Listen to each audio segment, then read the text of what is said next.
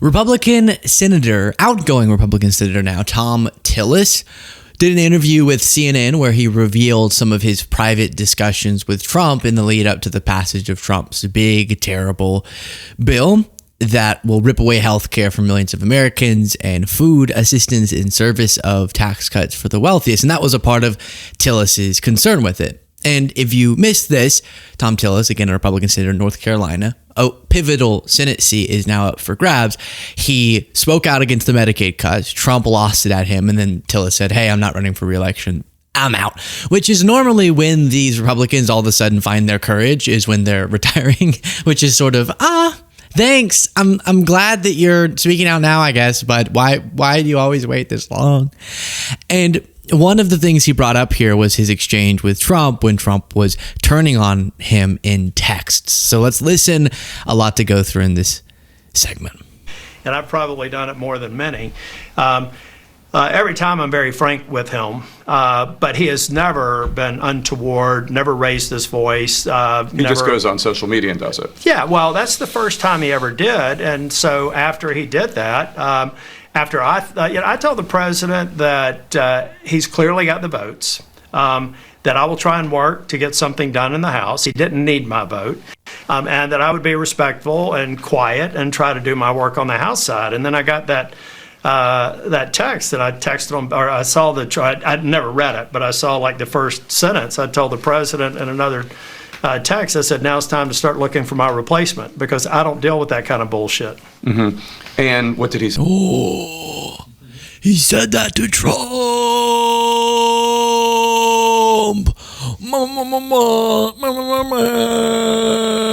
Now, the only reason I'm mocking this, I do appreciate that he was against the terrible bill. I do. And I'll play more of this, Trump's reaction or whatever. But the thing that annoys me is he goes, I told Trump privately, I was texting him, and I said, hey, I'll be quiet. I can't support this, but I'll be shh, and I'll still help you, and as long as we can get along, and I love you so much. And it wasn't until Trump lost it publicly at Tillis when Tillis went, I don't put up with that bullshit. Hey, Tilly, what about the millions of people's lives who are going to be devastated? You didn't want to be more loud about that before Trump got mad at you for not supporting the bill? This is what I don't like. And later he'll go, I have some crazy secret, but I'm not going to tell you yet because it's going to wait for a book, probably, is what the rest of that sentence was. So I have to be honest with you. I want, as a principle, for us to celebrate people when they're willing to stand up to Trump. Obviously, you want to set up that incentive structure. But at the same time, I have my own feelings, and my feelings say I'm a little annoyed at the way that he would go, you have the votes anyways. You don't even need, because that is often what it seems like they're calculating. Will I oppose Trump? And then the first follow-up question is, would it actually stop his agenda or not? And if it doesn't, then they can oppose Trump. But they always find enough votes to get the thing through. Okay, let me back this up a little bit, and then I'll rant more after. Respectful and quiet and try to do my work on the House side. And then I got that text that I texted him, or I saw I'd never read it, but I saw like the first sentence. I told the president in another text, I said, now it's time to start looking for my replacement, because I don't deal with that kind of bullshit. Mm-hmm. And what did he say to that? He texted back, I am, and I think subsequent to that, he started taking interviews. He needs to, because it's going to be a tough race in North Carolina. We got to get a good candidate, and I'm committed to helping the president get that candidate elected. If it's not, let's say, a handful of people that will never make it in a general election in North Carolina. Yeah, well, see, he's still saying he's going to help Trump. What are we doing, Tom? And there's a lot of, yes, brave. What? I don't know about that. Also, from the standpoint of him responding with, I don't put up with that bullshit in a text, he almost certainly didn't say that. I would love for Trump to post their text. He almost certainly did not say that. And he's now saying it in this interview. He was probably like, I'm so sorry. Please. Trump was like, you're a loser. And he's like, I'm going to do an interview and I don't like you. He's better than the people who voted for it, sure. But he's still totally on the Trump train in many ways, saying, I want to work with Trump to find a good candidate they can win in North Carolina. And most likely the one that Trump would pick in the future would vote for legislation like this. So what's even the point of taking a stand if you're not going to continue to take a stand? Because the bill got through, which he's admitting in those text messages he said up front, which is crazy to admit. I said, you have the votes. Don't worry about it. No, you should have been lobbying your other senators to get them not to vote for it. Okay. Continuing forward. He doesn't put up with that bullshit. Not an ounce of that bullshit. Not me. Tommy Till. Dilly Willy. That's what they called me in school. Dilly Willy. No bullshit. Dilly Willy. For North Carolina. Click the subscribe button if you appreciate the show. Let's keep going. What about RFK Jr.? Because he's obviously gone back on a lot of the promises he made to your colleague, Senator and Dr. Cassidy about vaccines. I think that will be something that we'll take up. I defer a lot to Bill Cassidy on that. He's a brilliant man. And I consulted with Bill. Quite honestly, if the main reason I supported Kennedy was because Bill Cassidy thought that we should see how it plays out. And one thing I will say throughout this whole process is I'm thoroughly impressed with Mehmet Oz. I believe that he's quite capable and running a very important part in CMS. Oh, goodness. Okay, so Tillis is saying that another Republican senator who himself is a doctor, Cassidy, who is very concerned about Bobby being the HHS secretary, which has proven to be so very disastrous. I started doing heroin. I went to the top of my class. I don't know where that came from. All right, sure, about me. I don't know why you're telling me. But he said the reason he supported RFK is not because he did his own analysis, but because he deferred to Bill Cassidy, who said, quote, we should see how it plays. We should see how it plays out. We should see how it plays out. Public health, matters of life and death. Let's see how it plays out. Let's see. I don't know if that sauce would taste good with those fries, but let's test it. Except in this case, it's the country's health. And spoiler alert, it's not going particularly well. Let me play for you a little New York Times reporting about this, and then we'll get into there are more measles more from this interview. U.S. has reached a new grim milestone. There are more measles cases this year than there have ever been since the country declared measles eliminated 25 years ago. Let that sink in. So, how did we get here?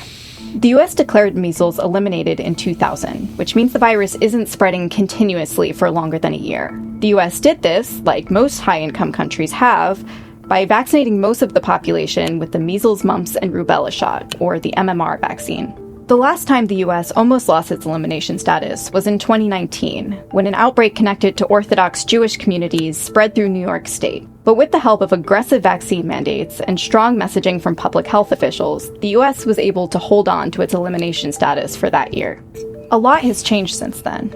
First, childhood vaccination rates fell during the pandemic and have not yet bounced back. Experts say that you want about 95% of a population to be vaccinated in order to stop the spread of measles. But the latest data tells us that only about 93% of kindergartners... And then just because it's a little bit long, let me skip forward to the ending here. She goes through other reasons. There is sort of a global surge and there's different factors. But that number one is obviously very within our control, and RFK is a bad contributor to it. Think of measles like a canary in a coal mine. Because it's so contagious, it's often the first disease to make a comeback when vaccine rates start to fall. And experts fear that other diseases are not far behind. Right, so warning of the fact that it's not just measles to be afraid of, but this being an indicator for other diseases whenever we see these plummets or these decreases in vaccination rates. So defender of RFK would say, how would this year possibly be super impacted by his leadership when he's only been in power for a few months? She did list, and this is a part of it, which is that their response has not been great, as we've seen, because Bobby's been downplaying it and he doesn't want to give strong vaccination recommendations. But more importantly, a sign of the destructiveness of him being in that position is that it's him and people like him in the advocacy they've been doing for years that definitely gained popularity, if nothing else, during the pandemic, that makes people more afraid and more weary of getting safe and effective vaccines, that has caused this problem. And there's such a direct impact to convincing parents to pull back from those childhood vaccinations and then seeing the surges of the disease that before we had completely under control. Thom Tillis and Bill Cassidy, who both, they could have single-handedly taken down the nomination of Robert F. Kennedy Jr., give us, how could we have known that Bobby would have done what Bobby do? If I know anything, it's Bobby's going to do what Bobby's going to do. His romantic past proves that, let me just say very clearly. And they chose to let it play out instead of taking a stand. Here's more from the interview. Come together. What does the Republican Party need to do to get its message right? Less fealty to one man? I have fealty to ideals. I don't have fealty to any one man. And I do believe that we're doing the president a disservice. President Trump, nor any president, could possibly be expected to have a detailed understanding of all the things that they have to deal with. Yeah, but like maybe some understanding sometimes of one of the things that they're dealing with. What the president needs to do is start really looking at the outcome of some of these policy decisions and ask himself, is he really getting the best professional advice? That's what I've been trying to provide him for the last few years, and that's what I'm going to continue to provide him. And it's worth what he paid for it. But as somebody who's been in elected office for 20 years at the leadership level in the state house and doing all I can up here, I hope that he starts listening to more of us and fewer of those people who pretend like they're the president when he's out of the room over in the White House. Who are you talking about? There will be plenty of time for me to cover that later. Not later in this interview. Right. I told you. What does he mean later? A book. It's going to be a book. Stephen Miller is who he's talking about, though. Let's just be clear. But really, this is what drives me absolutely up a wall or up a tree. Wall, I think it is. I want to applaud people whenever they speak out, as I said earlier. But then they have all these caveats, and he still wants to support Trump, and he's been along with Trump for all this time, and he is going to save the juiciest details of how people really are running the White House without Trump's approval in many ways. But I'll tell you later. Oh, not right now? Right, he says. Look at this right one more time. Cover that later. Not later in this interview. Right. That's exactly right, Jake. Jake, you should know better than anyone that getting a story out quickly is not as beneficial as saving it for a buck. Okay. Tom. And then you have this. You mentioned earlier that you thought President Trump was getting bad advice, not just about this bill, but also maybe about some of his nominees. You ultimately voted for both RFK Jr. for HHS Secretary and Pete Hegseth for Defense Secretary, even though your vote was not guaranteed until the end there. Do you regret those votes now that you've seen them in office? Well, first, I need to set the record straight on Hegseth. I had already informed my conference that I was going to defer to the Senate Armed Services vote. If he got a unanimous vote out of Senate Armed Services, then I was going to defer to them. I was on that committee for several Congresses, but then there was that allegation that came out on that Sunday. It was net new information. I complete my due diligence. And so I interviewed a number of people. I was called over to the White House on the Thursday night asking me to vote for them. I said, I may. The vote's not till tomorrow. I've still got to complete my due diligence. And quite honestly, there were conversations that I had on Friday that made me put this allegation in the same category as the other ones that I'd worked on before he was confirmed. Now, this had to do with abusive tactics towards women? That's right. Yeah. But what it came down to is, honestly, there was never an example of an eyewitness corroborated account. And I had to be fair to Pete Hegseth on that issue. You could just pick someone else. They always do this. I mean, I know the bill was terrible, but I really needed those subsidies for boat captains in Alaska. Or you could have tried to get that into a different bill that wasn't this terrible with all the terrible parts of it. And similarly here, that allegation, I just couldn't get myself to believe 100% beyond a reasonable doubt in a criminal court that it was legitimate. But a bunch of allegations. Well, even without the allegation, he was a disaster. You think all the allegations, the climbing up at the strip club and shouting racial epithets, you think that his lack of leadership in large organizations, you think his struggling with alcohol at Fox News, you think his general Fox News host vibe, all of that was fabricated? Because yes, the assault allegation was a very concerning piece.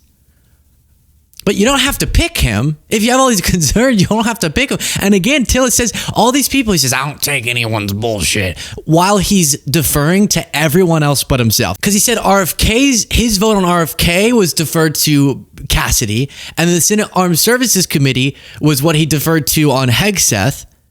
Why aren't you making any of these decisions for yourself, Tom? So then when he gets asked later, do you regret that? He goes, whoa. Ask Bill. Ask the Senate Armed Services Committee. No, you are the one who voted decisively. Never an example of an eyewitness corroborated account. And I had to be fair to Pete Hegseth on that issue. Now, with the passing of time, I think it's clear he's out of his depth as a manager of a large, complex organization. Yeah, what was your reaction to the Signalgate situation? Well, that's just one. I mean, this whole idea of having a pause in Ukraine defensive arms, right. That's just amateurish. I mean, that's from somebody who doesn't understand large organization dynamics. So, you know. Tom, we had evidence of that already. I'm actually so angry right now. I'm so upset. It seems like Hegseth's not great at running organizations. Yeah, the two veterans groups he ran terribly. Was accused of financial mismanagement. As the head of one of those, was constantly at work events getting belligerently drunk and shouting horrible things and trying to get up and dance with strippers. We knew he wasn't a good leader of large organizations. That's what we were begging you to pay attention to.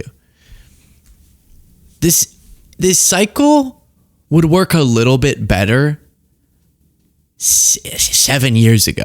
Like when the first anti-Trumpers came out, it was like, all right, see, I get it. You were Republican, you tried to go along with the party line, then you saw all of his terribleness and you said, all right, I got to detach. Welcome. Now, whenever people in positions of power who have enabled Trump for so long go, I think some of his picks were not the most qualified. Can I say that? Am I a resistance lib now? It's a little bit tired. I'm a little exhausted with it. Because all of these things were not the shocker that the first bad acts of Trump were. Like I get, while a lot of people did predict it, not exactly predicting Trump's coup attempt after the 2020 election. But we're long past so many of those things and seeing that Trump staffs his administration with terrible folks. And then look at this. Look at this clip. This is the craziest thing. Oh no. Absolutely. What do you say to somebody who says that you seem to let President Trump off the hook for a lot of these things? Because Trump is after all, the one that pardoned all those people that you're talking about, and you're the first Republican I've seen make the connection between the thin blue line, make the connection between back the blue, and what happened January 6th. Jake, a lot of Republicans don't want to talk about that. I went to the Senate. I walked around this building for a week telling every one of these Capitol Police officers who are professionals, keeping their emotions clear. I said, what the president did sucked, and I want you to know it. And then I got to thinking, I probably should elevate that by going to the floor and saying the same thing, and I did that. And I think I have a number of members here who disagreed with the pardons who didn't. So this is it's something that I went and feel very strongly about. Yeah. I mean, I was here. I was the last member out of the chamber on January 6th. I saw everything unfold. and I'm still angry about it, and I have no tolerance for anyone. The president should know if there is anyone coming up for a nomination through any committee of my jurisdiction that excused January the 6th, that they're not going to get confirmed in my remaining tenure in the U.S. Senate. Excuse me? Excuse me, Tom? Didn't you just tell us you voted for Pete Hegseth? Didn't you just tell me you voted for so many? Who in Trump's administration, other than, I don't know, Bobby, wasn't throwing out all of the insane defenses of January 6th? That is crazy. What was the quote? The president should know if there's anyone coming up for a nomination through any committee of my jurisdiction that excused January 6th, that they're not going to get confirmed in my remaining tenure. What about your tenure before? So many people that you've supported. Wait. You won't support someone being in. You won't support someone being in Trump's administration if they excuse what happened on January 6th. But you'll support the guy who caused January 6th? This is so mind-boggling. Good. Don't support people who've excused January 6th. You did already. So that's one point. Do you have any mea culpa on that? And then number two, you're still saying you want to work and help Trump to be successful, but he's the guy. He's it. Weird. Share your thoughts in the comments.